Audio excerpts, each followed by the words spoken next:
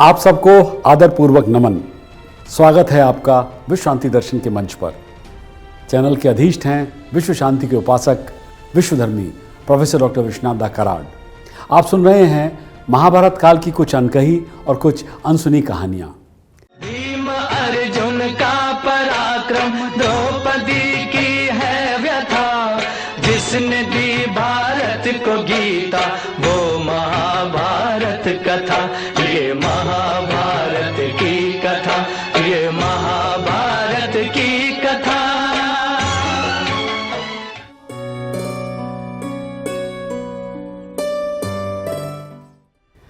आज की कहानी भी दिलचस्प है और चौंका देने वाली है। कृष्ण भगवान नारायण के अवतार हैं। भगवान नारायण के शाश्वत साथियों में एक ऋषि नारा हैं। अर्जुन को नारा का अवतार माना जाता है। कृष्ण और अर्जुन का जन्म एक ही दिन हुआ था। उनके बीच का रिश्ता भी मित्रता से ज्यादा बढ़कर है। लेकिन क्या आप जानते हैं कि कृष्ण ने वास्तव में अर्जुन के साथ युद्ध लड़ा था? जी हाँ, उनकी लड़ाई की कहानी गया, जिसे कहीं कहीं गायन भी कहा गया है, ऐसे गंधर्व से शुरू होती है। एक बार वो गंधर्व आसमान में अपने उड़ने वाले रथ को तीव्र गति से चला रहा था। जब घोड़ा आसमान में उड़ रहा था तो वो पूरी तरह से आनंद ले रहा था। वो गंधर्व, उसका रथ द्वारका नगरी में उड़ गया। द्वारका नगरी में कृष्ण ने अपना सुबह का स्नान समाप्त करने के बाद महल में लौटने की तैयारी कर रहे थे। यही वो क्षण था जब गंधर्व द्वारका नगरी के महल के ऊपर बहुत करीब से गुजरा। वास्तव में वो इतना करीब से गुजरा कि घोड़ों की चपेट में आने से बचने के लिए श्री कृष्ण को बचाव में झुकना पड़ा। घोड़ों से बचने की कोशिश में कृष्ण लड़खड़ाकर जमीन पे आ गिरे। गंधर्व को इतना मजा आ रहा था कि उसे यह पता भी नहीं चला कि क्या हुआ। जब कृष्ण चिल्लाए तब उसे एहसास हुआ कि कुछ तो गलत हो गया है। उसने मुड़कर नीचे देखा कि कृष्ण क्रोधपूर्वक उसकी ओर देख रहे थे। कृष्ण की उग्र दृष्टि से वो गंधर्व कांपने लगा। उसमें इतनी हिम्मत नहीं थी कि वो पीछे मुड़कर कृष्ण से माफी मांग सके। वो बस ये सोच के चला गया कि कृष्ण ने शायद उसे नहीं देखा होगा। कृष्ण गंधर्व पर चिल्लाए, तुम्हारी हिम्मत कैसे हुई? मुझे इस बात से कोई आपत्ति नहीं कि तुमने लापरवाही से रथ को चलाया, लेकिन तुमने अपने किए पर माफी भी नहीं मांगी। और तुम गंधर्व होने का दावा करते हो? तुम तो इंसान से भी बदतर हो। तुम जीने के लायक नहीं। मैं तुम्हें ढूंढ निकालूंगा, कृष्ण ने चिल्लाते हुए कहा। गंधर्व ने कृष्ण के शब्द सुने। वो तो पसीने पसीने हो गए। कृष्ण उससे क्रोधित थे और उन्होंने उसका वध करने का वादा भी किया था। वो श्री कृष्ण से कैसे छिप सकता था? चाहे वो कहीं भी जाए, कृष्ण उसे छोड़ेंगे नहीं। गंधर्व ने फैसला किया कि अब वो केवल यही कर सकता है कि वो देवताओं में से किसी एक के पास जाए और उनसे मदद मांगे। तो वो सीधा इंद्र के पास चला गया। इंद्र बगीचे में बाहर बैठे थे। रथ से उतरकर गंधर्व सीधे इंद्र की ओर भागा। इंद्रदेव, इंद्रदेव, आपको मेरी मदद करनी होगी। वो हाँफ रहा था। इंद्र ने उसे सांत्वना देते हुए कहा, क्या बात है? ऐसा लग रहा है जैसे तुम बहुत बुरी तरह डरे हुए हो। गंधर्व ने इंद्र को द्वारका में हुए कांड की सारी बात बताई और कृष्ण से युद्ध करने के लिए आग्रह भी किया। इंद्र की आंखें गुस्से से लाल हो गईं जब उन्होंने सुना कि गंधर्व ने कृष्ण का अपमान किया। इंद्र ने कठोर स्वर में कहा, नहीं गायन, अब तुम्हें कोई नहीं बचा सकता। गंधर्व ने भयभीत आंखों से इंद्र की ओर देखा। फिर देवराज इंद्र ने कहा कि वो कृष्ण से नहीं लड़ सकते हैं। तुम सीधे कृष्ण के पास जाओ और क्षमा मांगो। मुझे यकीन है वो तुम्हें माफ कर देंगे। गंधर्व ने डर के मारे अपना सिर हिला दिया और कहा, कृष्ण मुझसे बहुत नाराज थे। अगर मैं उनसे क्षमा मांगूंगा तो वो अवश्य ही मुझे मार डालेंगे। मैं वहां नहीं जाऊंगा। कहता हुआ वो अपने रथ की ओर बढ़ गया और चिल्लाते हुए इंद्र से बोला, यदि आप कृष्ण से लड़ने से डरते हैं तो मैं कोई ऐसा वीर ढूंढूंगा जो उनसे लड़ेगा, लेकिन मुझे उनके पास माफी मांगने के लिए मत कहें। गंधर्व अपने रथ पर बैठा और चल पड़ा। वो बहुत गुस्से में था। वो अपनी सुरक्षा के लिए किसके पास जा सकता था? जब वो कैलाश पर्वत से गुजरा तो उसने सोचा कि भगवान शिव ही सबसे अच्छे हैं जो कृष्ण के खिलाफ खड़े होंगे। वो भगवान शिव के पास गया और उनके चरणों में गिर पड़ा। भगवान, केवल आप ही मुझे बचा सकते हैं, गंधर्व ने कहा। उसके हाथ कांप रहे थे। भगवान शिव, जो सब कुछ जानते थे, बोले, नहीं गायन, मैं तुम्हारी मदद नहीं कर सकता। गंधर्व घबरा गया।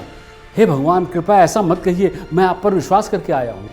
अगर आप भी मेरी मदद नहीं करेंगे तो मेरे पास और कोई जगह नहीं है। भगवान शिव मुस्कुराए, बोले, बेटा, कृष्ण के पास जाओ, वो तुम्हें माफ़ कर देंगे। गंधर्व ने रुष्ट होकर कहा, प्रभु, कृष्ण ने वादा किया है कि वो मुझे मार डालेंगे, क्या आपको सच में लगता है कि वो मेरी बात सुनकर मुझे माफ कर देंगे, मुझे क्षमा कर देंगे? भगवान शिव ने सिर हिलाया, यही तुम्हारे लिए एकमात्र विकल्प है। गायन ने भगवान शिव की ओर देखा और महसूस किया कि चाहे वो भगवान शिव को कितना भी मना ले, वो नहीं मानेंगे। गंधर्व कैलाश से बाहर निकल गया और निराश होकर वो चल दिया। वो क्या कर सकता था? वो अपने रथ पर चढ़ गया और लक्ष्यहीन रूप से उसे चला रहा था। तभी वो बादलों के बीच से चल रहा था कि एक आकृति उसके पास से गुजरी। नारायण नारायण, आकृति ने कहा। गाय ने नटखट ऋषि नारद की ओर देखा, जो भगवान नारायण की स्तुति गाते हुए दुनिया भर में घूमते थे। उसने आधे अधूरे मन से नारद मुनि को प्रणाम किया। नारद ने गंधर्व की ओर देखा और शरारत से कहा, क्या बात है पुत्र, तुम तो मुसीबत में लग रहे हो, तुम मुझे बता सकते हो, क्या बात है, बताओ। गंधर्व ने नारद की ओर देखा और आहें भरते हुए उनको सुबह की सारी बात बता दी। नारद ने सिर हिलाया और सहानुभूतिपूर्ण ढंग से बोलना चाहा। जैसे ही नारद अपना मुंह खोलने वाले थे कि गंधर्व ने उनके मुंह पर अपना हाथ रख दिया और कहा, देवर्षि देवर्षि, मैं कृष्ण के वापस नहीं जा सकता। सभी लोग यही सलाह मुझे दे रहे हैं, मुझे नहीं लगता कृष्ण मुझे माफ करेंगे। नारद मुस्कुराए बोले, मैं ऐसा सुझाव देने वाला नहीं था, वास्तव में मेरे पास एक बेहतर विचार है। गंधर्व ने आश्चर्य से नारद की ओर देखा। नारद शरारती ढंग से मुस्कुराए और बोले, मैं चाहता था कि तुम पांडव अर्जुन के पास जाओ। गायन ने पलकें झपकाई। अर्जुन? वो हगलाते हुए बोला, लेकिन अर्जुन और कृष्ण तो सबसे अच्छे दोस्त हैं प्रभु, अर्जुन मुझे कृष्ण से क्यों बचाएंगे? नारद मुस्कुराए, ठीक है, लेकिन अर्जुन एक योद्धा राजकुमार है। मुझे लगता है कि जो कोई भी उनके पास मदद के लिए जाएगा ना, उसकी रक्षा करना वो अपना कर्तव्य समझेंगे। गंधर्व ने लड़खड़ाते हुए स्वर में कहा, लेकिन जब मैं अर्जुन से कहूँगा कि उन्हें कृष्ण से मेरी रक्षा करनी है, तो क्या आपको लगता है कि वो मेरी रक्षा करेंगे? नारद हंसे, वो नहीं करेंगे यदि तुम उनसे कहोगे कि उन्हें तुम्हें कृष्ण से बचाना है, लेकिन क्या होगा यदि तुम उन्हें ये नहीं बताओगे? गंधर्व की समझ में नहीं आ रहा था नारद मुनि के सुझाव। तब नारद ने आगे कहा, अर्जुन एक योद्धा है, अगर वो वादा करते हैं कि वो किसी की मदद करेंगे तो अवश्य मदद करेंगे, चाहे कुछ भी हो। बस तुम कृष्ण का नाम मत लेना। नारद ने यह बात अपनी चमकती आंखों से कही। गंधर्व ने चकित होकर सिर हिलाया। उसने ऋषि को प्रणाम किया और अपने रथ पर सवार होकर वो पांडवों के पास चला गया। पांचों पांडव आराम कर रहे थे, तभी उन्होंने महल के अंदर एक उड़ता हुआ रथ आकर रुकते हुए देखा। अर्जुन उठकर बाहर द्वार के पास आए। तभी उन्होंने देखा कि एक गंधर्व उनकी ओर दौड़ा चला आ रहा है और उन्हें प्रणाम कर रहा है। अर्जुन अर्जुन, आप महान हैं अर्जुन, केवल आप ही हैं जो मेरी मदद कर सकते हैं, गंधर्व ने कहा। अर्जुन ने उस अस्त व्यस्त व्यक्ति को देखा और सोचा कि एक गंधर्व को इतना डराने वाली बात क्या हो सकती है। अर्जुन ने पूछा, आप कौन हैं, क्या चाहते हैं? गंधर्व ने गहरी सांस ली। मैं गायन गंधर्व हूँ, मैं मुसीबत में हूँ। एक राजा मेरा पीछा कर रहा है और मुझे मारने की कसम खाई है उसने, मुझे डर लग रहा है। अर्जुन ने सोचा, गंधर्व मनुष्य से क्यों डरेगा? मैं समझा नहीं, कौन है ये राजा? गंधर्व ने सिर हिलाया और बोला, ये मैं आपको नहीं बता सकता। यदि मैंने आपको बताया तो आप उसके खिलाफ नहीं लड़ेंगे। तब तक युधिष्ठिर बाहर आ गए। उन्होंने अधिकांश बात सुन ली थी। उन्होंने अर्जुन की ओर देखा और कहा, अर्जुन तुम एक क्षत्रिय योद्धा हो, जो भी तुम्हारे पास आता है उसकी रक्षा करना तुम्हारा कर्तव्य है। अगर तुम लोगों की सुरक्षा नहीं दे सकते हो तो सुरक्षा देना बंद कर दो। अर्जुन ने अपनी बाहें सिकोड़ ली। वो जानता था कि उनके भाई सही हैं। अर्जुन ने अनिच्छा से पहले गंधर्व की ओर देखा और फिर युधिष्ठिर की ओर। फिर वो गंधर्व की ओर मुड़े और धीरे से बोले, ठीक है, मैं तुम्हारी रक्षा करूंगा, चाहे वो कोई भी हो। गंधर्व ने राहत से लगभग सांस ली और फिर वो बेहोश सा हो गया। फिर धीरे धीरे अर्जुन की ओर देखकर मुस्कुराया। अर्जुन ने व्यग्रता से पूछा, भाई अब तो बताओ राजा कौन है? गंधर्व ने अर्जुन की आंखों में देखा और कहा, कृष्ण, द्वारका के राजा कृष्ण, मैं चाहता हूं कि आप उनसे मेरी रक्षा करें। अर्जुन स्तब्ध महसूस कर रहे थे। यह एक मजाक था, जैसे किसी ने उनके साथ खेल खेला था। उन्होंने गंधर्व की ओर देखा, ये आशा करते हुए कि शायद उन्होंने गलत सुना हो। उसे बैठने के लिए कहा और गला साफ करते हुए बोले, भाई मुझे पूरी कहानी बताओ। तो गायन ने उन्हें और अन्य पांडवों को सुबह जो कुछ हुआ वो बताया। अर्जुन गंधर्व की ओर अविश्वास से देख रहे थे। तुमने अपनी लापरवाही और सावधानी से व्यवहार किया है और तुम उससे मदद की उम्मीद करते हो। अर्जुन ने अपना सिर अपने हाथों में पकड़ लिया और विलाप करते हुए कहा, तुम्हें यह क्यों नहीं सूझा कि तुम स्वयं श्री कृष्ण के पास जाओ और बस उनके चरणों में गिरो? अर्जुन की आंखें थोड़ी चमक उठी। गायन, मेरी बात सुनो, कृष्ण तुम्हें माफ कर देंगे। मैं खुद तुम्हें उनके पास ले जाऊंगा, बस उनसे माफी मांग लो और मैं वादा करता हूं कि तुम्हारे साथ कुछ नहीं होगा। अर्जुन ने गंधर्व से कहा।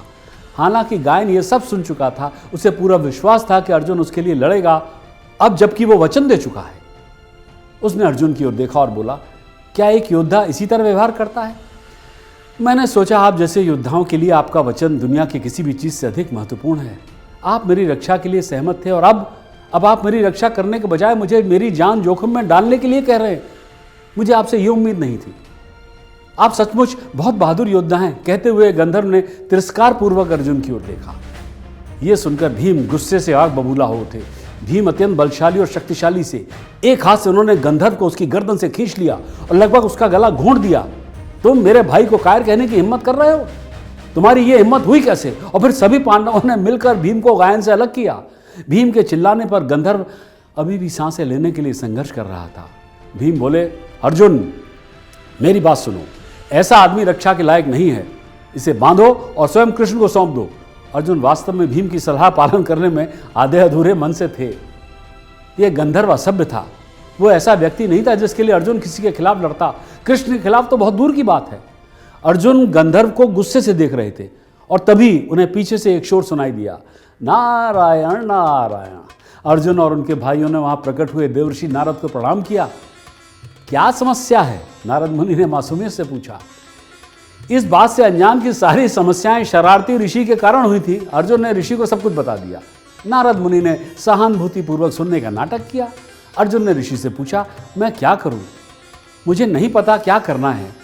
ऋषि नारद ने गायन की ओर देखते हुए अपना सिर हिलाया और फिर अर्जुन की ओर देखा। अर्जुन, इस मामले में मुझे डर है कि तुम्हारे पास वास्तव में कोई विकल्प नहीं है। तो क्या अर्जुन ने नारद जी की बात मान ली? क्या अर्जुन ने अपने प्रिय सखा श्री कृष्ण से युद्ध किया? क्या कृष्ण अर्जुन से युद्ध में जीत पाए? इन सारे सवालों का जवाब मिलेगा आपको अगली बार, कहानी के दूसरे और अंतिम भाग में। देखिएगा और सुनिएगा जरूर। मैं लेता हूं आपसे विदा। सब्सक्राइब कीजिए, साझा कीजिए और जुड़े रहिए विश्व शांति दर्शन से।